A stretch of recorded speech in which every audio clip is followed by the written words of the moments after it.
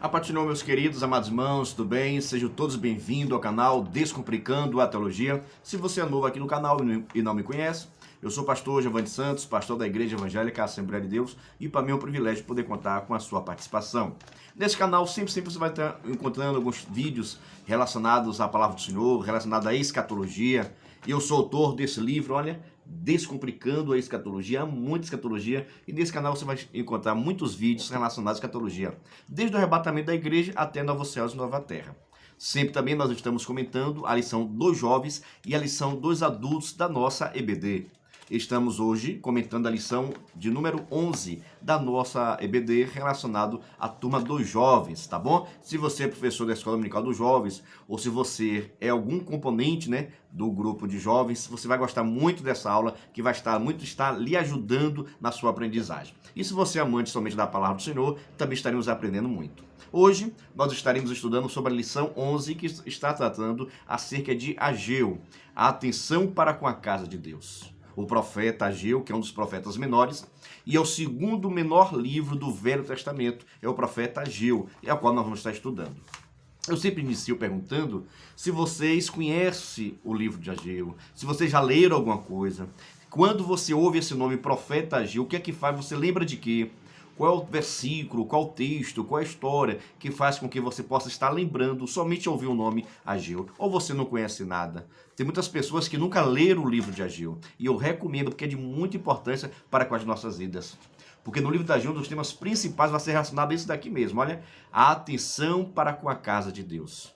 Nós precisamos estar atento a tudo aquilo que está relacionado com a casa do Senhor. Mas vamos dar seguimento à nossa aula, já desde já perguntando, E quem foi o profeta Ageu? Me responda aí.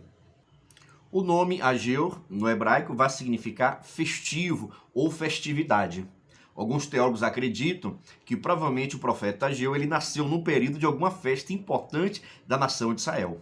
Outros acreditam que os pais colocaram esse nome em Ageu profetizando que haveria um momento em que Israel novamente estaria festivando, passando a questão da festividade, Estará novamente comemorando. Por isso que o nome de Ageu significa festividade ou festa. Acredita-se que haveria um momento em que Israel estaria comemorando, festejando as bênçãos do Senhor em sua vida. No contexto histórico, o profeta Ageu é provavelmente o primeiro profeta pós-exílio. Aqui, a nação de Israel, do reino de Judá, já estava passando pelo período de exílio. Já tinha sido levado ao cativeiro pela Babilônia. O reino do norte já não existia mais, porque foi levado cativo pelo rei da Síria. E agora é o rei do sul, a questão de estava sendo levado também cativo pela Babilônia. E o profeta Ageu é o primeiro profeta pós-exílio assim chamado. Para deixar até um pouquinho mais claro, nesse período aqui do profeta Ageu, provavelmente o rei da Babilônia, Nabucodonosor, já estava perdendo a sua força. Já estava surgindo aqui agora um novo império mundial, que é o Medo-Persa. E quando o Medo-Persa ganha a Babilônia, consegue invadir a Babilônia e vencer a Babilônia, com isso eles trabalhavam de uma forma diferente. O Medo-Persa permitia que as pessoas que estavam cativas retornassem para a sua terra. Retornassem a adorar o seu Deus que tinha o costume de adorar, porque eles acreditavam que isso evitaria muitas guerras e muitas revoltas. Daí, o Medo-Persa, o Império Medo-Persa, permite que o povo de Israel, que estavam cativos na Babilônia, retornasse para a sua cidade, logo chamada cidade de Jerusalém. Só que a cidade estava em ruína. A cidade lá só ficou as pessoas pobres, só ficou as pessoas, pela sociedade, consideradas como as pessoas mais miseráveis, que não tinham proveito nenhum. E logo não sem recurso algum para poder reconstruir a cidade. Mas o Medo-Persa permitiu que os judeus pudessem retornar para a nação de Jerusalém e assim também reconstruir o templo, que era algo muito importante. Enquanto o templo estivesse destruído, Israel ficava impossibilitado de fazer o seu culto e a sua adoração a Deus. Podemos dizer que esse basicamente é o contexto histórico do livro do profeta Ageu, em que o Medo-Persa assume o trono, vence a Babilônia. Com isso é permitido que as pessoas pudessem retornar para a sua terra. Só que Jerusalém estava destruída, estava sob a questão das pedras, riquezas não tinha, lá só existiam as pessoas doentes, as pessoas mais pobres, e com muita dificuldade para reconstruir a cidade. Mas as pessoas que amavam Jerusalém, que conheciam a palavra do Senhor, muitos tiveram essa coragem de retornar para Jerusalém.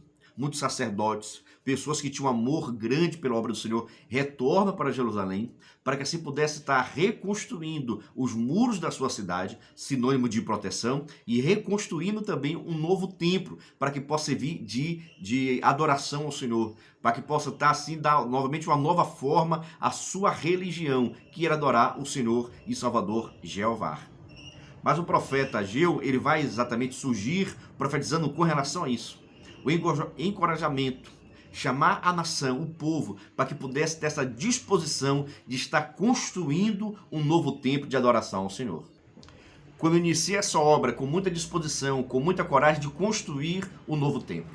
Mas as dificuldades eram grandes, porque não tinha riqueza, não tinha dinheiro para construir. Como é que vai ser construído um templo se o povo não tem dinheiro, se o povo não tem recurso?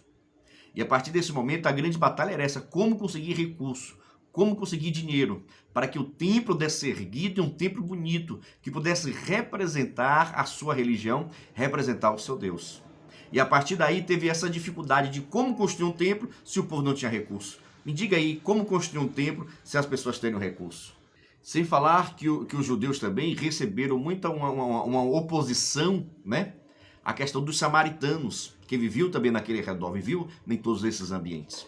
E os samaritanos começaram a dificultar mais ainda, com palavras, com ações, indo até o imperador para que pudesse assim proibir esse culto, pedindo que o sacerdote pudesse também impedir. Então, motivando, incentivando o povo a desistir da construção do templo.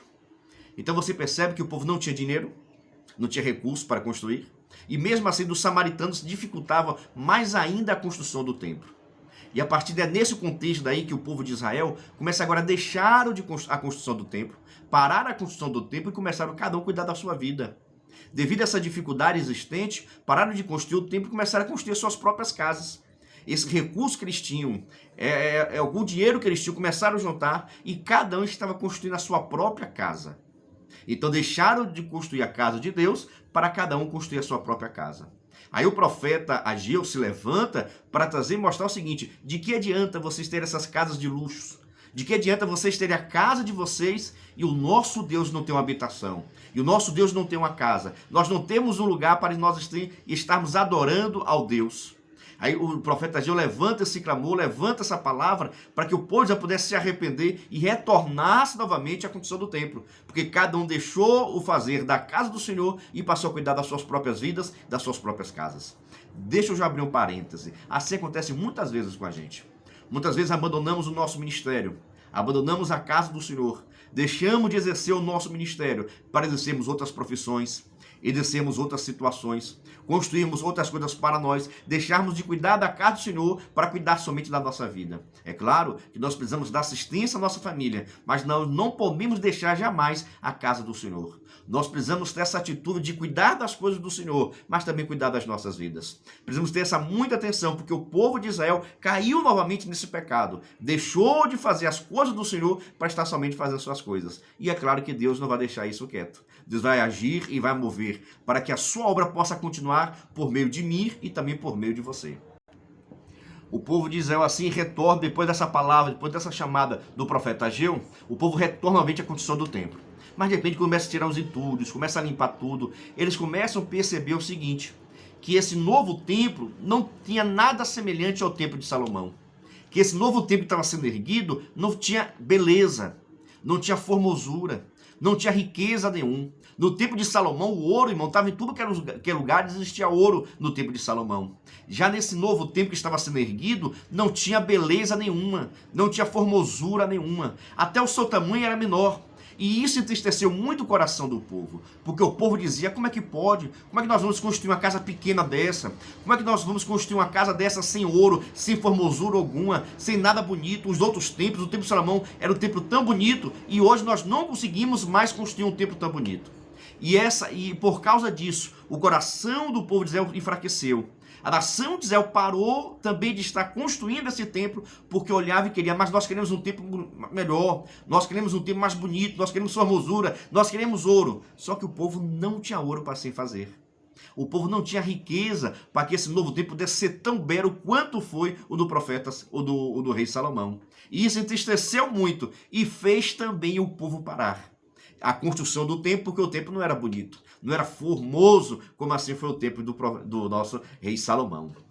Aí é quando Deus levanta novamente o profeta com a sua segunda profecia, falando o seguinte, que a glória da segunda casa será maior que a da primeira. Você já ouviu esse texto aí, viu? Você conhece muito bem esse versículo, já cantou hino, já ouviu mensagens também. É quando Deus pega e levanta o profeta Osés deixa claro que a glória da segunda casa será maior que a da primeira. Em outras palavras, que aquele templo que não tinha formosura, que não tinha beleza alguma, que não era nem tão grande assim, teria uma glória maior do que a glória foi do templo de Salomão. Aí você pergunta, mas maior em quê, pastor? Como é que um templo que era menor, não tinha formosura nenhum, e a sua glória seria maior? Nesse primeiro momento, eu creio que o povo de Israel pensou que seria, por certo, Deus vai fazer alguma coisa e vai mandar ouro, para que as paredes sejam de ouro. Por certo, Deus vai mandar alguma pessoa, mandar algumas pedras preciosas, para que possa ser espalhado dentro do templo. Então, por certo, o povo de Israel começou a pensar que Deus ia agir de alguma forma para que a beleza do templo pudesse ser maior do que o templo de Salomão. Aí é quando o profeta Ageu vai deixar bastante claro, é porque nesse novo tempo, quando diz que a glória da segunda casa será maior do que da primeira, é porque naquele templo que estava sendo erguido ali, naquele tempo que ele estava lutando, estava mais sofrendo, estava ajudando a construção do templo, que não tinha a formosura que teve Salomão, não tinha o tamanho que teve o templo de Salomão, mas uma coisa aquele templo teria, a glória de Deus seria maior. Mas por quê, pastor? Porque o desejado das nações estaria entrando dele. O desejado das nações estaria passeando por ele. O desejado das nações estaria sacrificando nele. O desejado das nações entraria naquele templo. No contexto histórico, estava se referindo acerca de Zorobabel, que é descendente de Davi, rei de Israel. Então, no contexto histórico, refere-se a Zorobabel, que é o descendente de Davi, que estaria assim restaurando o reinado do rei Davi. Mas, numa questão profética, esse desejado das nações está falando de Jesus Cristo de Nazaré. Aquele templo seria maior, seria mais grandioso, a glória seria maior, porque é naquele templo que o nosso Jesus Cristo estaria entrando, assim como ele fez por diversas maneiras. Jesus estaria entrando no templo, que ele sim que é o desejado das nações, e estaria executando toda a obra que Deus tinha destinado para ele assim fazer. Então o profeta Ageu chama o povo, faz esse alerta ao povo, que Deus ainda tem algo especial para fazer no meio daquela nação. Deus ainda tinha o desejado das nações para entrar naquele templo. Sendo assim, a glória do segundo templo maior do que a da primeira. Uma coisa bem interessante também de destacar, e já concluindo a lição também, é que o profeta Ageu chama o povo para essa construção do templo, para que pudesse ser restaurado esse templo, pudesse ser feito, que a glória da segunda casa seria maior que a da primeira, mas ele deixa bastante claro que não adianta somente construir o templo. Era preciso o povo estar envolvido com o templo. Era preciso o povo ter consciência da importância do templo. E principalmente também buscar essa santidade com o Senhor. É necessário que o povo estivesse ser santo, o povo pudesse estar se santificando a Deus, para que Deus possa sim derramar as suas bênçãos sobre o povo. Não era porque o povo estava construindo o templo que as bênçãos de Deus estariam sobre o templo, não era. Não era porque o povo teria um templo a ser chamado de Deus, o templo do Deus vivo, que Deus estaria derramando a sua bênção. O povo precisaria sim construir o templo, sim, mas precisaria se santificar, precisaria se arrepender, precisaria buscar a Deus, porque nada adiantaria para a nação eles tivessem um templo e não fosse santo, que eles tivessem um templo e não rejeitasse a idolatria, rejeitasse o sincretismo, rejeitasse as abominações, rejeitasse os deuses pagãos. Não adiantaria nada construir o templo se as práticas do pecado estivessem constantemente sobre a vida dele. É quando o profeta Ageu levanta essa profecia, chamando a atenção que o povo precisava ser santo, o povo precisava se santificar, para que assim as bênçãos de Deus pudessem estar sobre a vida dele. Então eu chamo a vossa atenção para perceber isso. Não adianta ter o nome de crente, não adianta ter o título de pastor, não adianta ter o título de missionário, não adianta ter título de nada disso, se você não buscar santidade. Não adianta você estar na igreja todos os dias, não adianta você orar um dia, não adianta você orar 24 horas por dia, se você não buscar a santidade de Deus. É isso que o profeta Ageu, ele chama o povo a se arrepender dos seus pecados, a construir o templo, ter disposição para fazer a obra do Senhor, mas também precisava se santificar para que Deus pudesse assim derramar suas bênçãos sobre a vida da nação de Israel. As bênçãos na vida da nação de Israel não viria por causa do templo, mas se veria por causa da santificação do povo perante o seu Deus. Então, por causa do profeta Ageu, a obra do Senhor dá seguimento.